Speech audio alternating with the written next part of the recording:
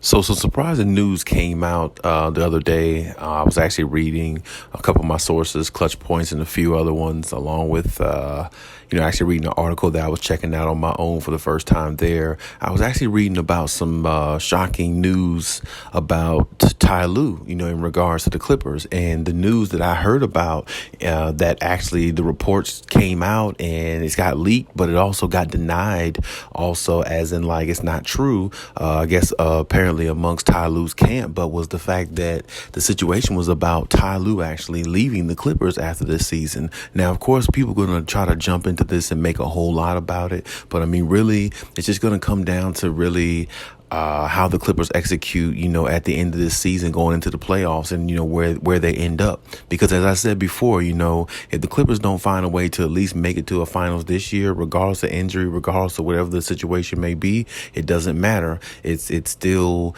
not a championship being won, and the opportunity is not there if you don't make it far enough to even try to reach for that goal. So, I mean, the Clippers have to try to make that run and make it this year because they've been together 4 seasons and nothing has come awry as of yet. And they've put this team together and they were built to win a championship. You got Kawhi, PG, they had other good pieces around them prior to the pieces they got now, which I think now they've got more depth than what they had before. But even still in the past, I thought they had, a good enough team to, win and play at a high level. But regardless of that, it's always been injuries with the Clippers and injuries that happen at the unopportune times. And when you see these things with the Clippers, it just makes you wonder how good they can be or if they really can reach to that success, to that level of success. But it's always a wonder, and it hasn't become reality. And when you think about that in its entirety, that could be influencing Ty Lue's decision if this rumor is actually really true.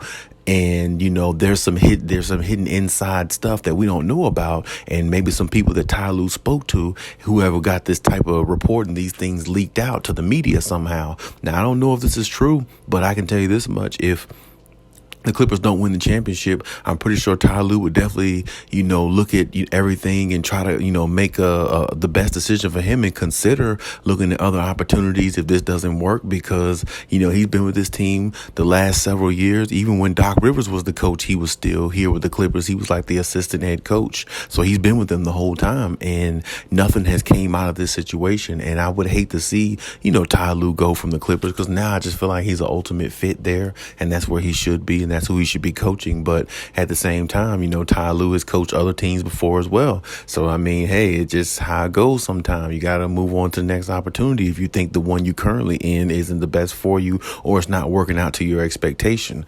And I believe the Clippers can definitely live up to and be and exceed expectations. But at the same time, me believing that and them doing it is two different things. So I don't know how true these reports are about Ty Lue, but I've heard these reports, I read these reports on multiple sources, and a lot's being denied from Ty Lue's camp about these reports and things like that, from what I'm hearing. But regardless of that, it got leaked out somehow, and I don't know if it is true or if it isn't. But I can tell you, I believe maybe behind closed doors, he might have spoke to the wrong person or spoke to somebody, a source that he trusts that wouldn't go out and say anything. But apparently, maybe somebody went and said something unbeknownst to him, apparently, for this to get leaked out. Of course, it can always be speculation, but we have to take it with a grain of salt either way until we really see the evidence of the situation and how it actually, comes out and comes to light. Because sometimes, you hear things like this, and of course it can be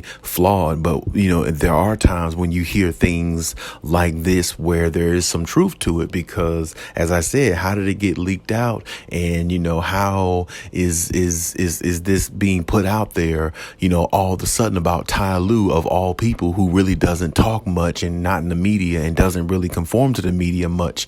This is one of them situations about him, if it is true, that got out unbeknownst to him. But you ask yourself how, because, Ty Lue doesn't even speak to the media as much, that much, except when he needs to. So you can kind of look at it from both ways. You can look at it that it might not be nothing, but you can also look at it and say it could be something. And, at the end of the season, like I said, this team doesn't live up to expectations. There could be a lot of changes on the Clippers. I'm talking about superstars, role players, coaches.